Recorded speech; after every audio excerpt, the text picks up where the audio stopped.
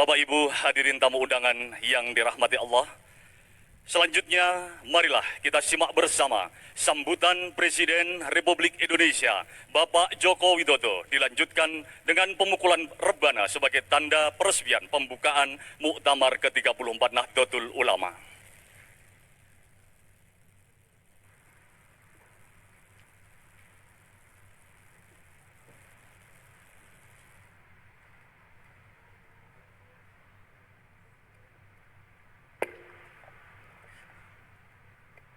Assalamualaikum warahmatullahi wabarakatuh.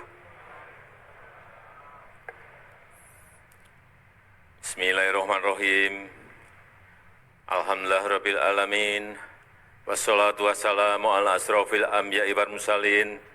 Sayyidina wa habibina wa syafi'ina wa maulana Muhammadin wa alihi wa sahbihi ajma'in amma ba'du.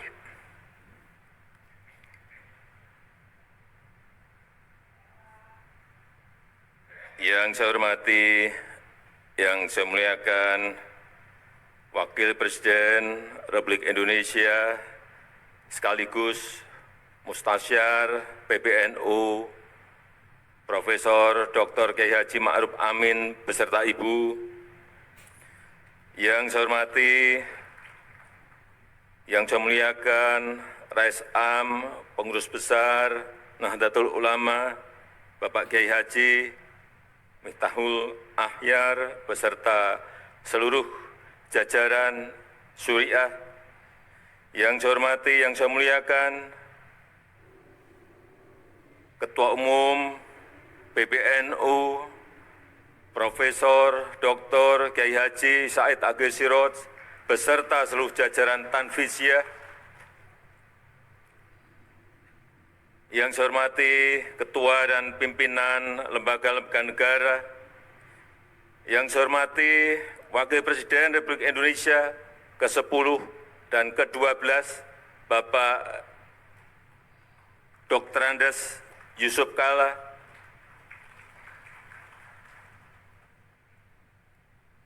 yang saya hormati para Menteri Kabinet Indonesia Maju yang hadir, seluruh jajaran Mustasyar PBNU, yang saya muliakan para kiai, para masyayikh, para alim ulama, Gubernur Provinsi Lampung beserta seluruh bupati dan wali kota yang hadir, yang saya hormati seluruh jajaran pengurus wilayah, pengurus cabang sampai pengurus ranting NU dari seluruh tanah air, peserta muktamar, hadirin dan undangan yang berbahagia. Pertama-tama atas nama pemerintah, atas nama masyarakat, atas nama negara, saya menyampaikan terima kasih dan penghargaan yang tinggi kepada Nahdlatul Ulama yang telah membantu pemerintah dalam menenangkan umat, menenangkan masyarakat dalam masa pandemi ini. Yang kedua juga terima kasih untuk Nahdlatul Ulama yang juga telah mengajak masyarakat untuk mentaati protokol kesehatan dan mengajak masyarakat untuk berbondong-bondong ikut dalam program vaksinasi. Ini saya rasakan betul betapa ajakan para kiai, ajakan para ulama betul-betul berdampak pada meningkatnya keinginan masyarakat untuk ikut vaksinasi.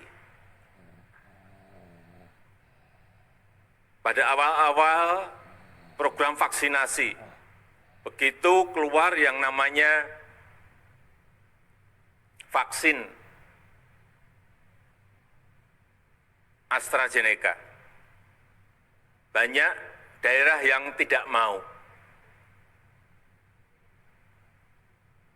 mengambil. Padahal saat itu stok yang banyak adalah AstraZeneca. Tetapi begitu saat itu ada telepon dari para kiai dari Jawa Timur, Pak Presiden, silahkan semuanya vaksin dikirim ke Jawa Timur, kami terima. Besoknya saya ke Jawa Timur, betul, para kiai berkumpul dan benar-benar semuanya mau menerima vaksin itu. Setelah itu, semua daerah satu persatu mau. Inilah pengaruh para ulama, para kiai dalam mengajak masyarakat untuk ikut vaksinasi. Kita tahu di bulan Juli, tepatnya pertengahan Juli, 15 Juli, kita berada pada posisi keadaan yang sangat mencekam. Ngeri saya kalau menceritakan. Semua rumah sakit di Jawa dan Bali penuh. Oksigen kurang. Obat habis, kekurangan. Kasus harian saat itu 56.000. 56.000, sehingga rumah sakit tidak mencukupi. Di lorong-lorong rumah sakit, semuanya pasien-pasien antri untuk bisa masuk ke ICU.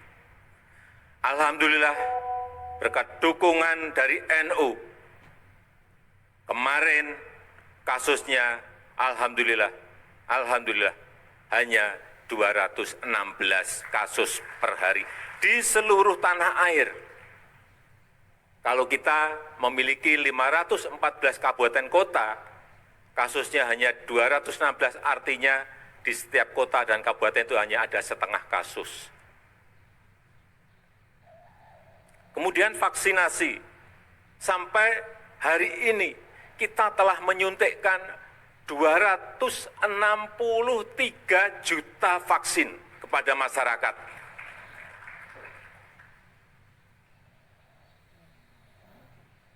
Bapak Kiai bisa membayangkan menyuntikkan kepada 263 juta kali suntikan. Itu sebuah pekerjaan yang sangat rumit, sangat kompleks.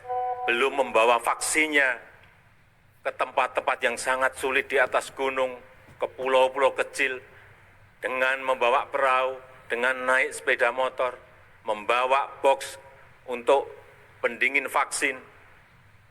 Sekali lagi alhamdulillah kita sudah mencapai 263 juta, dosis pertama 73,9%, dosis kedua 51,8%. Kita harapkan segera bisa mencapai 70% untuk mengejar agar COVID ini tidak menyebar kemana-mana lagi. Dan juga hari ini telah disuntikkan kepada anak-anak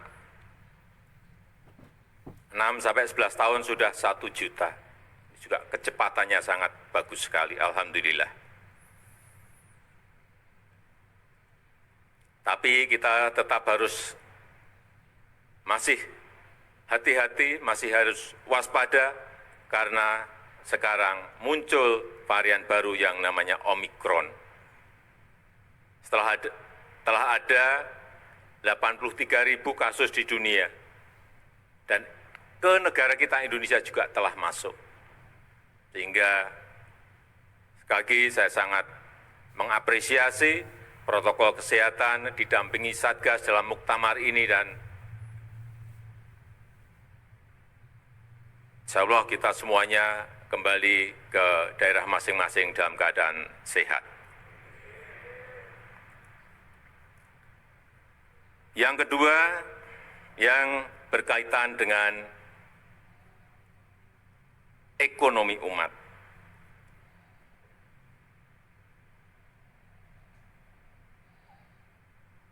Kita tahu banyak yang disampaikan mengenai masalah pemerataan. Seperti tadi juga Bapak Ketua Umum PBNU juga menyampaikan. Memang kita harus berbicara apa adanya. Pemerataan bukan sebuah hal yang gampang untuk dilakukan. Tetapi saya melihat bahwa kekuatan di NU sekarang, anak-anak muda yang pinter-pinter, santri-santrinya yang pinter-pinter, yang keluaran banyak dari universitas-universitas yang besar dari seluruh negara yang ada di dunia ini, apabila ini bisa dirajut dalam sebuah kekuatan lokomotif, saya meyakini ini bisa menarik gerbong yang ada di bawah untuk bersama-sama dalam rangka mensejahterakan kita semuanya. Saya menawarkan yang muda-muda ini dibuatkan sebuah wadah, bisa PT atau kelompok usaha, dan pemerintah, saya menyiapkan, kalau siap, saya menyiapkan konsesi.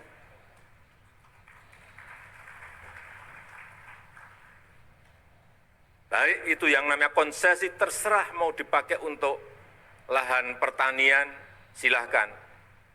Saya juga ingin menyiapkan konsesi minerba.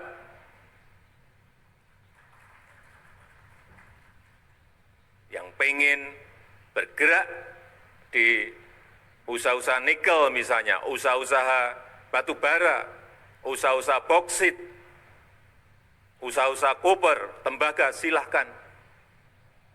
Tetapi sekali lagi, ini dalam sebuah kelompok usaha besar, sehingga nanti bisa menggeret, mengajak gerbong-gerbong yang lain untuk ikut menikmati.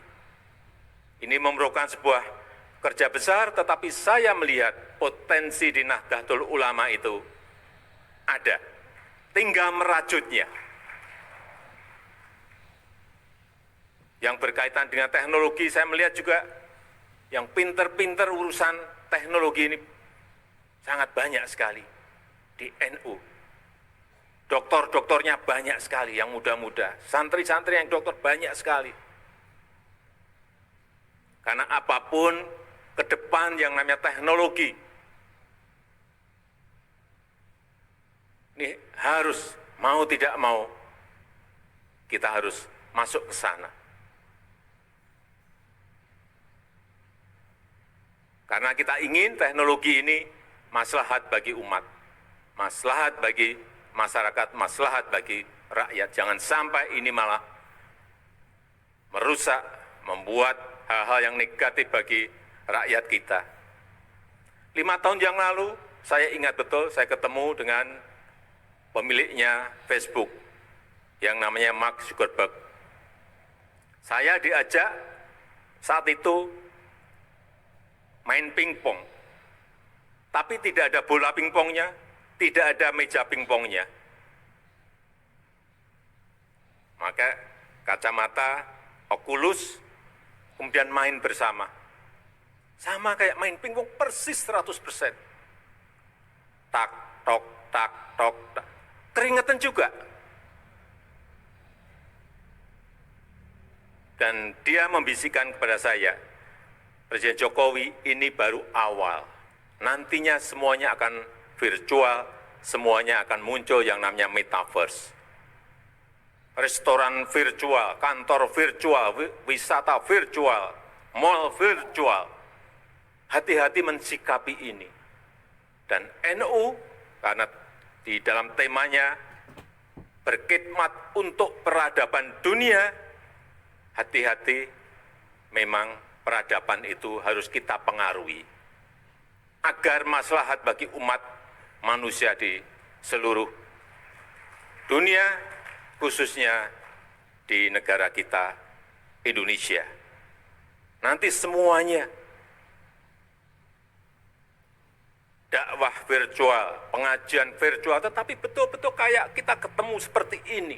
Bukan seperti sekarang yang masih vikon. Bukan.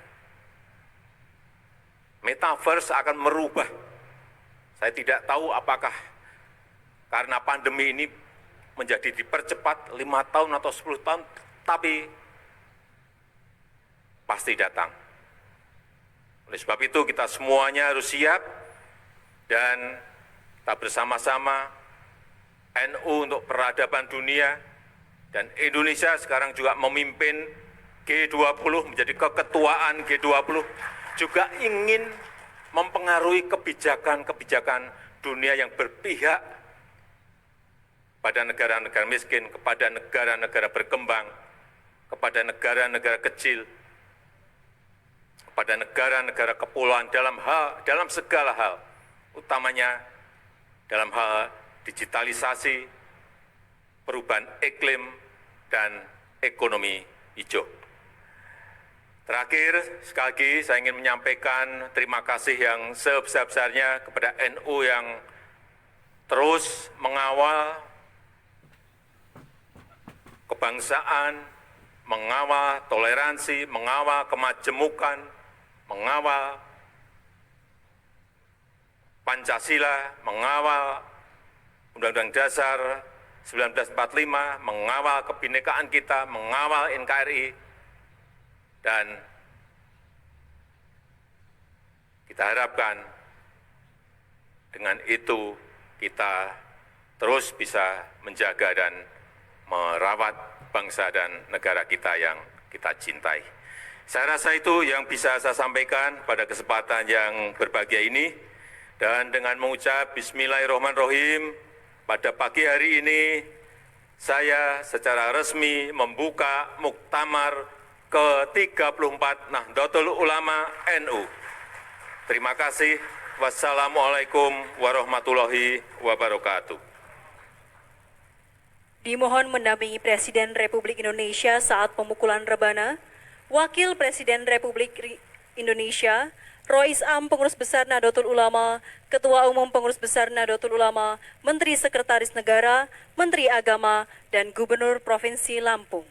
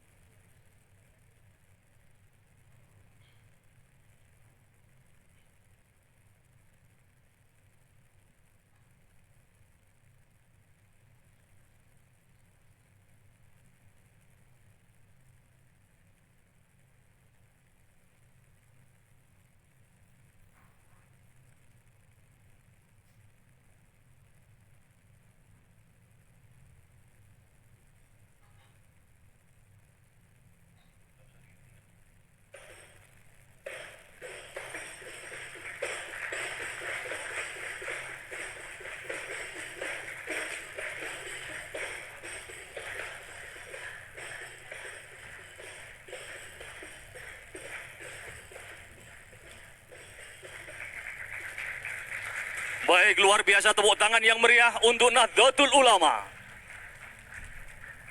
Dengan ini secara resmi Muktamar ke-34 Nahdlatul Ulama dengan tema 1 abad Nahdlatul Ulama, kemandirian dalam berkhidmat untuk peradaban dunia telah resmi dibuka.